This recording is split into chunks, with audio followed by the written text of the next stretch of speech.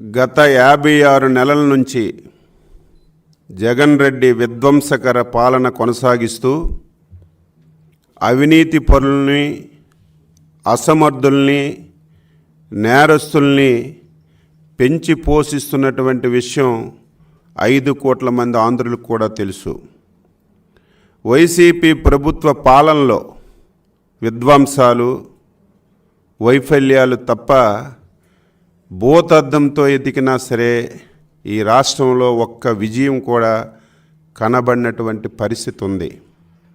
భస్మాసురుల్లాగా మారి ప్రతి వ్యవస్థను కూడా విధ్వంసం చేశాడు. ఈ రాష్ట్రంలో సగభాగం ఉన్నటువంటి మహిళలకి రక్షణ లేకుండా పోయింది.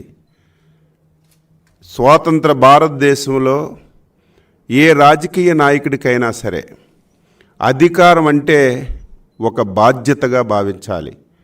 ప్రజలకు సేవ చేసే అవకాశం, ఇటువంటి కీలక బాధ్యతలు నిర్వహించాల్సినటువంటి జగన్మోహన్ రెడ్డి ప్రజల యొక్క భవిష్యత్తుని పూర్తిగా అంధకారంలోకి నెట్టేసిన విషయాన్ని ఈ సందర్భంగా గుర్తు చేస్తున్నాను.